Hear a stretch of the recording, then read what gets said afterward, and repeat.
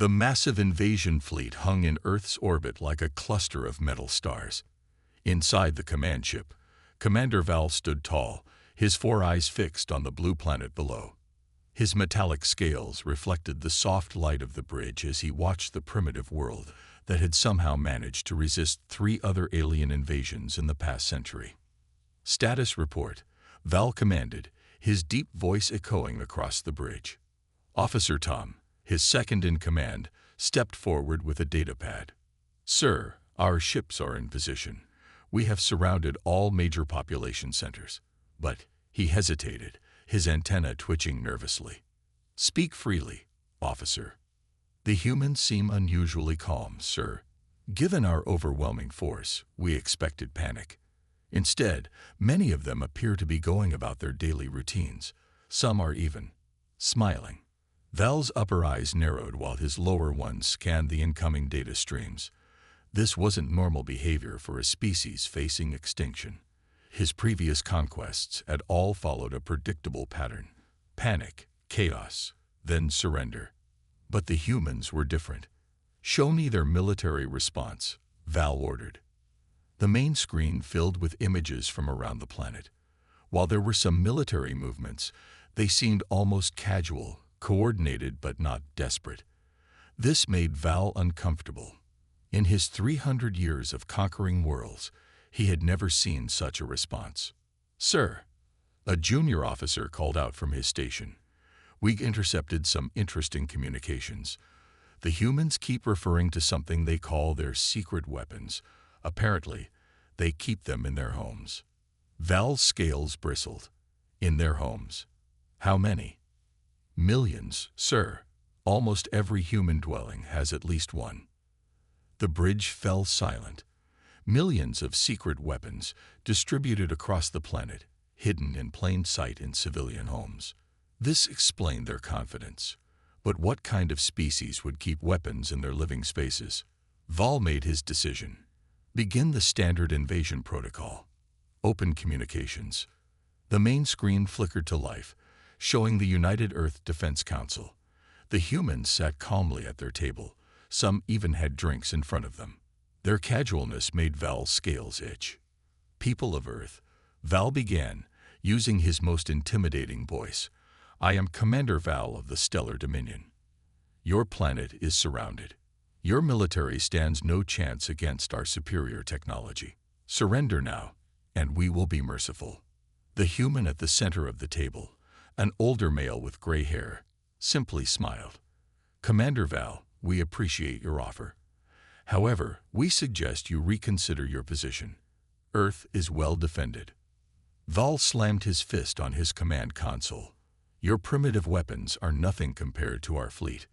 The human's smile widened. "Who said anything about primitive weapons, Commander?" Just then, Officer Tom rushed forward with new data. "Sir, we're detecting unusual energy signatures from the human dwellings. Some kind of living entities. They appear to be highly trained, extremely loyal, and potentially lethal." Val's four eyes widened. Bioweapons, living weapons kept in homes. The humans must be more advanced than they appeared. "What are these creatures?" Val demanded of the Human Council. The gray-haired human chuckled. "They're our closest allies, Commander. They've been with us for thousands of years. Would you like a demonstration?" Val's military training screamed that this was a trap, but his curiosity won out. "Very well. We will allow a controlled demonstration of one of these weapons. But be warned, any hostile action will result in immediate planetary bombardment." "Excellent," the human replied, still smiling. "We'll prepare the demonstration. Oh, and Commander, you might want to bring some treats." The communication ended, leaving Val and his bridge crew confused and worried. What kind of weapon required treats? And why did the humans seem so amused? "Sir," Officer Tom approached cautiously, "should we prepare the fleet for combat?" Val stared at the planet below, his four eyes blinking in sequence as he processed this strange situation. "No. First, we need to understand what we're dealing with. Begin scanning every human dwelling. I want to know exactly what these weapons are before we face one." As the bridge crew rushed to follow his orders, Val couldn't shake the feeling that he was missing something obvious. Something about this whole situation felt wrong, but he couldn't quite figure out what it was. And why, by the stars, did they need to bring treats to a weapons demonstration? The alien scout ships hovered silently above the suburban neighborhoods of Earth. Inside one of these vessels, Scout Leader Ben adjusted his camouflage field and checked his scanning equipment for the 100th time. Commander Val's orders had been clear. Find out what these mysterious weapons were, but don't alert the humans. Team Alpha, report, Ben whispered into his communication device. "Sir, you won't believe what we're seeing," came the response. "These weapons, they're living creatures. The humans keep them inside their dwellings and in enclosed outdoor spaces." Ben's antenna twitched with interest. "Show me." His view screen activated, showing footage from a typical Earth backyard. A large furry creature with 4 legs was running in circles, chasing what appeared to be a small flying disc. A human child was laughing and throwing the disc repeatedly. "Is this some kind of combat training?" Ben wondered aloud. "Sir," another scout cut in, "we found something disturbing. The humans let these creatures sleep in their beds. They even have special cushions for them in their living spaces." Ben's scales turned pale. "They sleep with their weapons. These humans are either insane or far more advanced than we thought." The investigation continued throughout the day. Each report became more bizarre than the last.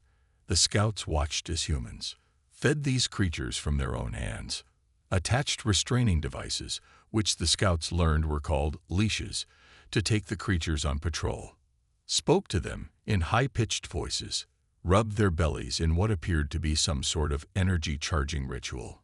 Back on the command ship, Commander Val reviewed the mounting evidence with growing concern. "Officer Tom, show me the threat assessment." Tom projected a hologram showing various breeds of dogs. "Sir, these creatures, which the humans called dogs, show several concerning capabilities. Enhanced sense of smell, approximately 40 times stronger than humans. Superior hearing that can detect frequencies we can't. Powerful jaw strength. Impressive running speed. Absolute loyalty to their human masters. The ability to learn and follow complex commands. Pack mentality and coordinated group behavior." Val paced the bridge, his claws clicking against the metal floor. "And they have millions of these creatures, just living in their homes." "Yes, sir, and there's more." Tom's antenna drooped nervously. "We've observed specialized training facilities where humans train young dogs. They call them puppy schools. Military academies for their bioweapons," Val muttered. "Clever." Just then, a new report came in from Scout Leader Ben. The footage showed a large dog guarding a human dwelling, barking loudly at a passing delivery vehicle. "See how it guards their territory," Val exclaimed. "And look at those teeth." Another clip showed a dog playing tug-of-war with a rope toy, its powerful jaws and neck muscles clearly visible. "Sir," Tom said carefully, "there's something odd about all this. The humans don't seem to treat them like weapons. They appear to care for them. Look at this."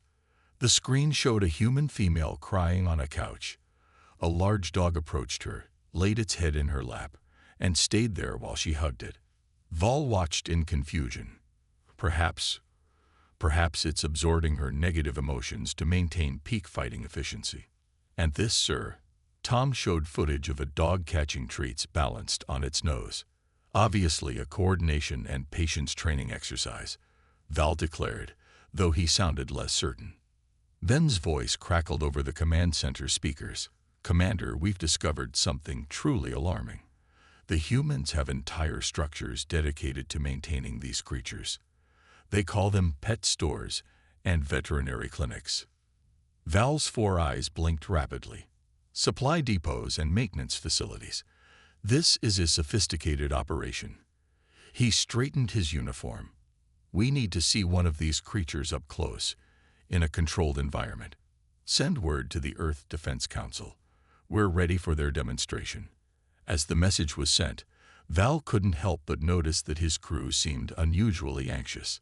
Even Tom was fidgeting with his datapad. "Sir," Tom finally spoke up. "The humans sent special instructions for the demonstration. They say we should, and I quote, bring some belly rubs and be ready for kisses." Val stared at his second-in-command. "What kind of weapons are these?" The alien command ship's analysis lab buzzed with activity as scientists reviewed thousands of hours of dog footage. The head scientist, Dr. Ricks, stood before Commander Val and Officer Tom, his tentacles nervously wrapping around his data tablet. "Commander, our analysis of these dogs reveals disturbing patterns," Ricks began, projecting a hologram showing various dog behaviors. "We've categorized their capabilities, and frankly, sir, we're dealing with something unprecedented." Val leaned forward in his command chair. "Show me everything." The first hologram showed a German shepherd chasing down and catching a running human during a police training exercise. "As you can see," Ricks explained, "they can outrun humans easily. Some specimens can reach speeds of up to 45 of their Earth kilometers per hour. Impressive pursuit capabilities," Val muttered. The next image showed a Rottweiler's jaw strength test. "Their bite force is remarkable," Ricks continued. "The strongest specimens can exert pressure exceeding 300 pounds per square inch. Enough to crush bones." Officer Tom's antenna drooped. "No wonder the humans aren't afraid of our invasion." "It gets worse," Ricks said, changing the display. "Watch this security footage." The hologram showed a house at night. A suspicious figure approached the door, but before they could touch it, a dog inside started barking. The intruder immediately fled. "Their sensory abilities are off the charts," Ricks explained. "They can detect intruders through walls, sense approaching danger, and even identify specific humans by scent alone. Some reports suggest they can smell fear." Val's scales rippled with concern. "They can smell emotions." "We believe so, sir. And there's more." Ricks showed footage of dogs responding to various commands. "They understand human language. Not just one language. They can be trained to respond to commands in any human tongue. It's as if they have universal translators built in." The next series of clips showed dogs performing various tasks: finding lost humans, detecting hidden substances, guiding blind people, and even predicting medical emergencies. "Look at their range of capabilities," Ricks pointed out.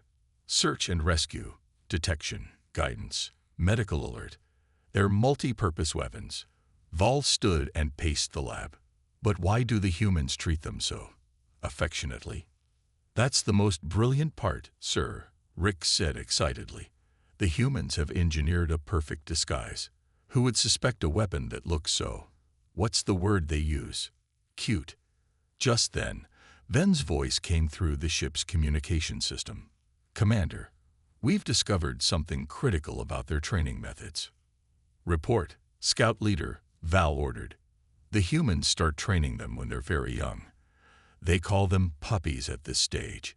But here's the strange part. They use positive reinforcement. Treats, praise, and something called good boy." Dr. Ricks's tentacles twisted in excitement. "Of course, they're creating positive psychological bonds. These creatures don't obey out of fear. They obey out of loyalty and love." "Love." Val's 4 eyes blinked in sequence. "They've weaponized love." "Precisely." Ricks brought up more footage. "Look at how they operate in human homes. They guard the young, comfort the sad, alert to danger, and show unconditional loyalty. The humans have created the perfect defensive system. Millions of powerful, intelligent creatures that protect them out of pure devotion." Val sank back into his chair. "No wonder they've survived previous invasion attempts. How do you fight an enemy protected by creatures that can smell you coming, hear your approach, alert their masters, and attack with bone-crushing force, all while looking harmless?" Officer Tom cleared his throat. "Sir, there's one more thing. We've observed that these creatures seem to have different personalities. Some are serious and focused, others are playful." Different models for different purposes, Val concluded. Brilliant tactical variation. The lab fell silent as they watched more footage. Dogs playing fetch, doing tricks, cuddling with humans, and protecting homes. Each clip made the alien command staff more nervous. "Commander," Rick said quietly, "what should we do about the upcoming demonstration?" Val stood straight, trying to hide his anxiety. "We proceed as planned, but triple the security measures.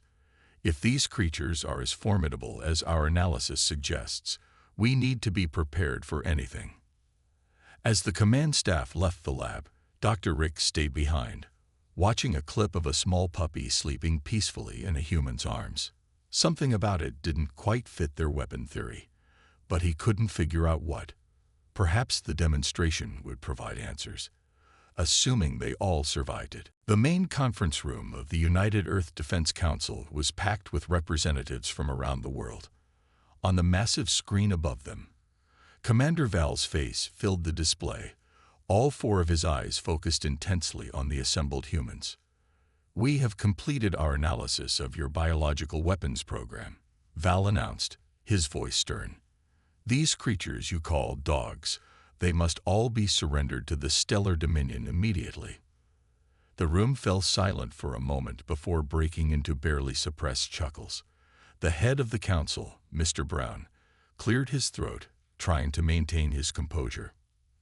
"Commander Val," Brown said carefully, "I believe there's been a misunderstanding about our canine companions." "There is no misunderstanding." Val's scales bristled. "We have documented their capabilities extensively. Superpowered senses, incredible speed, devastating bite force, unwavering loyalty to their human masters. These are clearly advanced biological weapons." A younger council member couldn't contain her laughter anymore. Val's eyes narrowed at the sound. "You find this amusing?" he demanded. "We have footage of these beasts in action. They guard your territories, hunt down intruders, detect hidden threats, and even manipulate human emotions through some kind of advanced psychological bonding." Brown smiled gently. "Commander, what you're describing are simply the natural abilities of dogs. They've been our companions for over 15,000 years. They're not weapons. They're family." Val's antenna twitched in confusion. "Family? You expect us to believe that? We've seen your training facilities. These puppy schools where you prepare them for combat." "Perhaps," Brown suggested, trying to hide his amusement, "a demonstration would help clear things up. Would you be willing to meet one of these alleged weapons in person?" The alien commander's scales changed color slightly, a sign of nervousness in his species. "You would willingly reveal your weapon's capabilities to us?" "Absolutely," Brown replied. "In fact, I'll bring my own dog, Max. He's a 5-year-old golden retriever." On the command ship, Officer Tom quickly pulled up data on golden retrievers. "Sir, this breed is known for intelligence and exceptional skill in retrieving objects, possibly including explosive devices." Val straightened his uniform. "Very well. We accept your demonstration offer, but under strict conditions. The creature must be restrained, and we require a full security sweep of the demonstration area." "Of course," Brown agreed, his eyes twinkling. "Though I should warn you, Max might try to lick your face. He's very friendly." "Lick our faces?" Val's voice rose in alarm.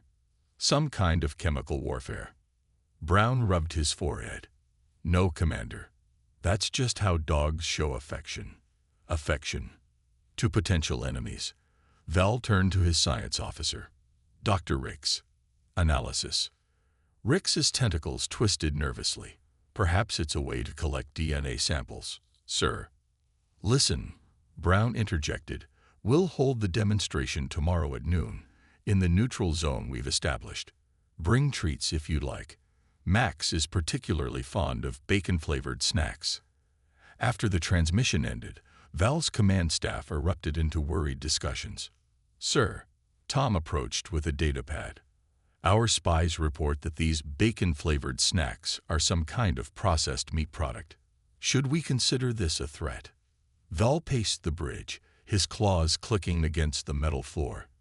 They're too confident. This has to be a trap. Why else would they so willingly demonstrate their weapons capabilities? Commander, Dr. Ricks suggested, perhaps we should send a drone to the demonstration instead of risking your safety. No, Val declared, standing tall. If the humans are brave enough to face our invasion fleet with these creatures, I must be brave enough to face one in person. He turned to his staff. Prepare my personal shield generator and have a medical team standing by. Tomorrow, we'll finally understand what we're dealing with. Back on Earth, Brown walked into his home, where Max greeted him with a wagging tail and a tennis ball. Well, boy, he said, scratching behind Max's ears, tomorrow you're going to be an ambassador for Earth. Try not to drool too much on the alien commander, okay? Max responded by dropping the tennis ball at Brown's feet and giving his best puppy eyes. Oh, all right. Brown laughed, picking up the ball. One game of fetch before dinner. But remember, tomorrow's a big day. The fate of Earth might just depend on your charm. Max just wagged his tail harder, completely unaware that an entire alien invasion fleet was nervously preparing to meet him. The neutral meeting zone was a simple park clearing, surrounded by trees on a sunny morning. Commander Val stood with his security team, all of them wearing personal shield generators. Officer Tom held a scanner in his trembling hands, while Dr. Ricks monitored various detection devices. Approaching vehicle, sir, Tom reported, his antenna straight with tension. A simple car pulled up to the clearing. Mr. Brown stepped out first, smiling and waving at the aliens. Then he opened the back door. Activating shields, Val ordered as a golden-furred creature jumped out of the car. Max, the golden retriever, looked around the clearing with bright eyes and a wagging tail. He was wearing a blue collar with a small name tag that jingled when he moved. That's their combat armor, Ricks whispered, scanning the collar. Brown walked forward, holding Max on a leash. Commander Val, I'd like you to meet Max. Max, say hello. Before anyone could react, Max gave a happy woof, causing the entire alien security team to jump backward. It's using sonic attacks, one guard shouted. No, Brown laughed. That's just how he says hello. Max, sit. The aliens watched in amazement as Max immediately sat down, still wagging his tail and looking at them with friendly interest.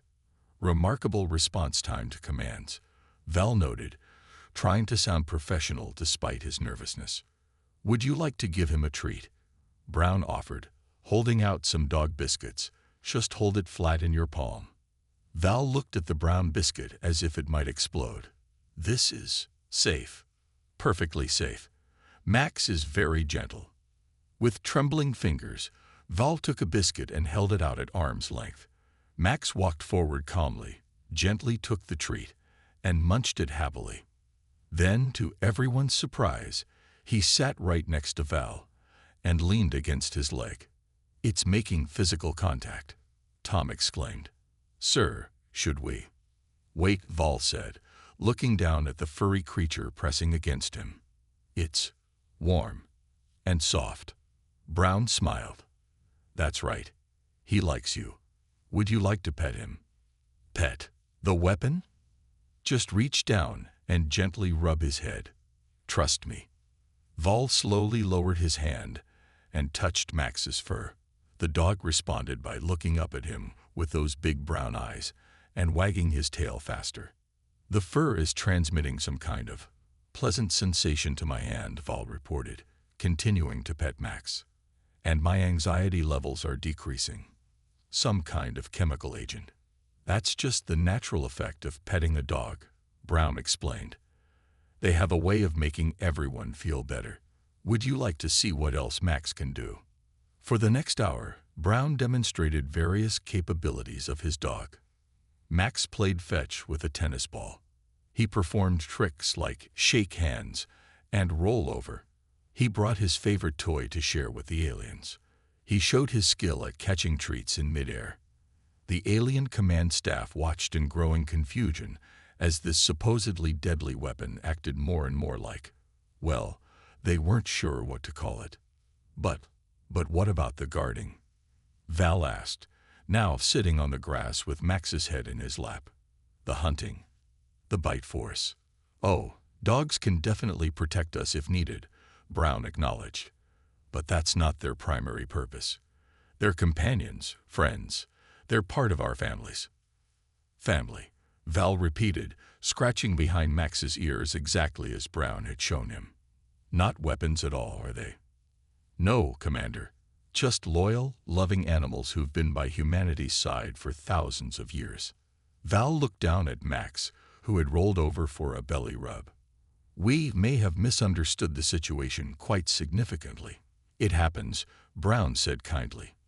Though I must say, Max seems to have completely conquered the mighty stellar dominion. Val couldn't argue. Half his security team was now taking turns throwing the tennis ball, while Dr. Ricks was busy taking notes on the optimal belly rub technique. Mr. Brown, Val said finally, I believe we should discuss peace terms, and perhaps the possibility of introducing dogs to my own world. For diplomatic purposes, of course. Of course, Brown agreed with a smile. Though you might want to start with puppies. They're even cuter. Cuter than this, Val asked in disbelief, watching Max chase his own tail. Much cuter. Would you like to see some pictures?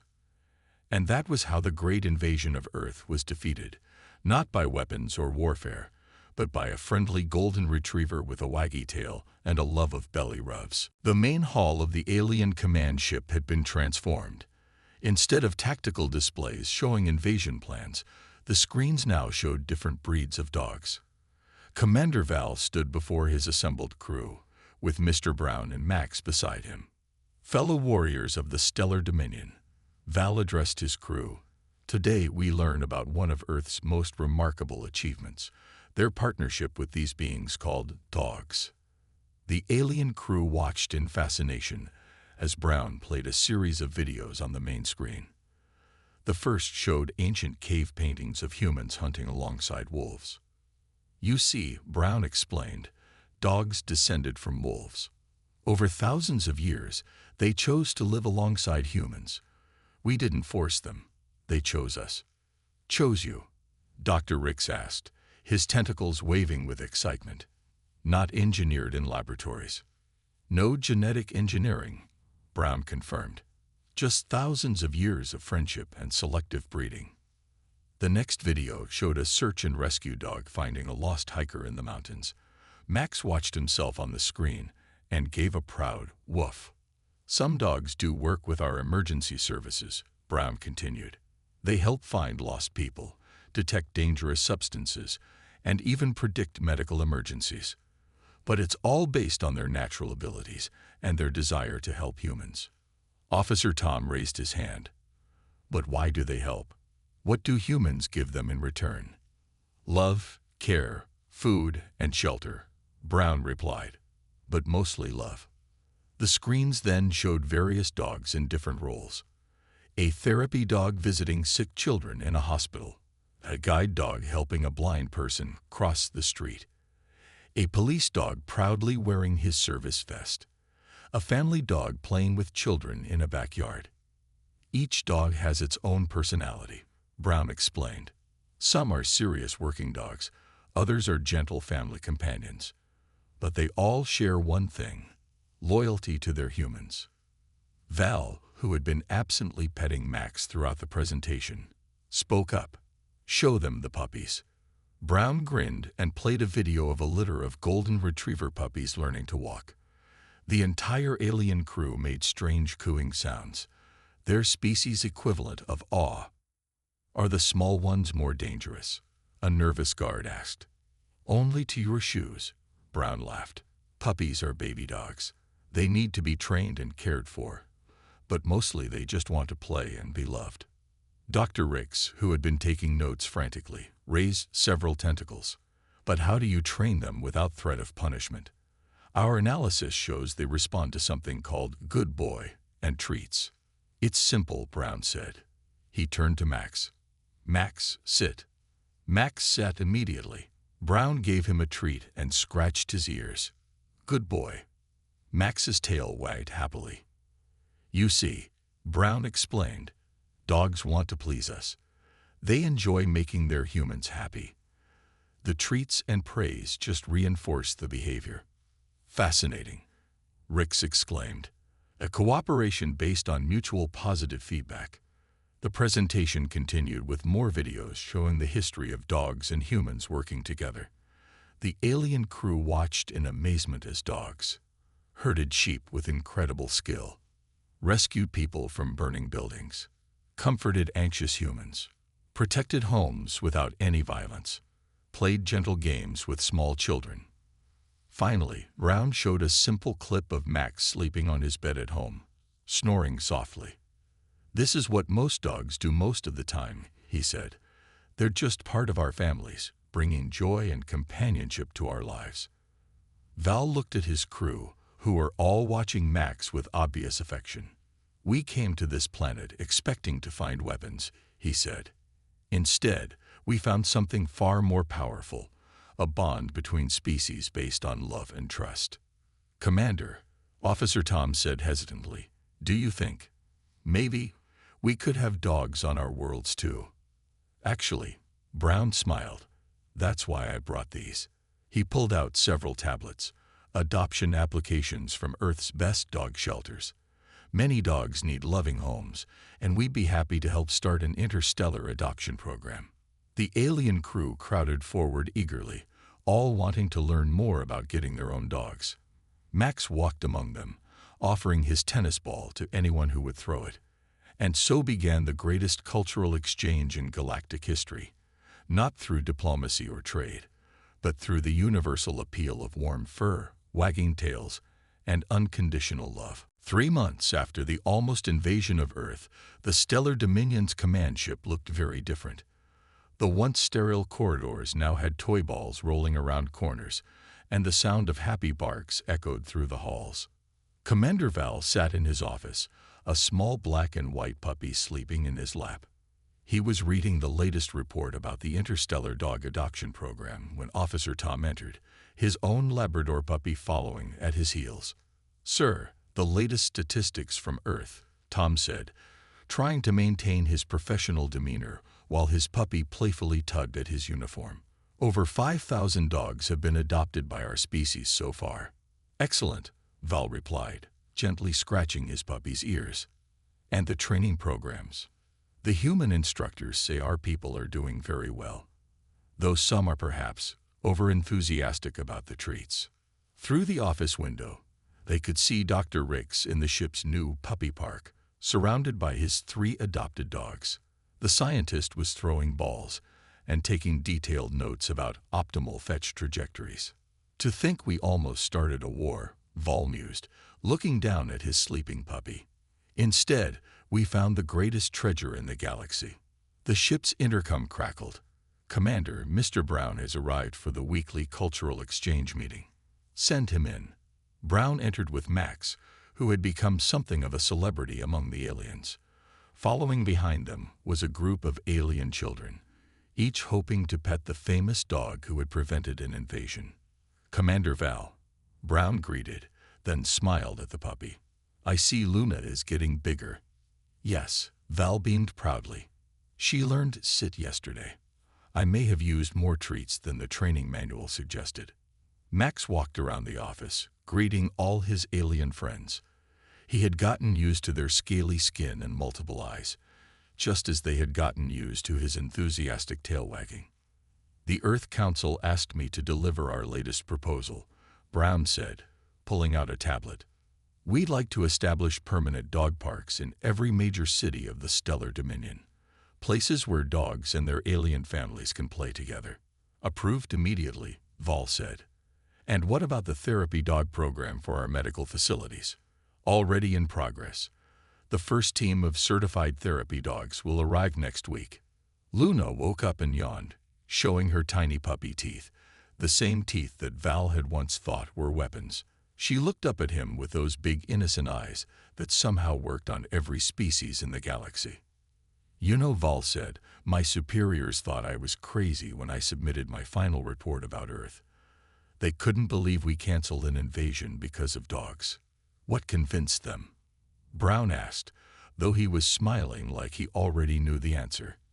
I sent each member of the High Council a puppy.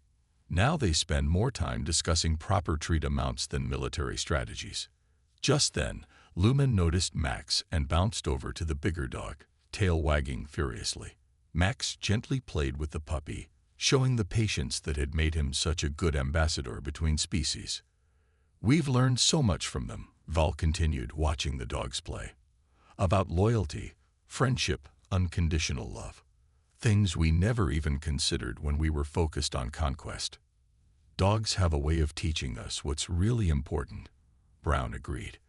Though I have to admit, even we didn't expect them to bring peace to the galaxy. Speaking of peace, Tom interjected, the other alien species are starting to send adoption requests. Apparently, word has spread about Earth's secret weapons of mass affection. They all laughed, remembering how terrified they had once been of these gentle creatures. Now, the biggest concern in the Stellar Dominion was making sure everyone had enough tennis balls. As the meeting continued, more puppies and dogs wandered into the office, turning the formal space into an impromptu playroom. No one minded. It had become normal on the ship. After all, how could anyone focus on paperwork when there were bellies to rub and balls to throw? And so, what began as an invasion ended as a revolution. Not of violence, but of love, fur, and friendship. The humans had indeed unleashed their greatest force upon the galaxy. The unstoppable power of wagging tails and puppy dog eyes. The beast had been unleashed, and the galaxy was better for it.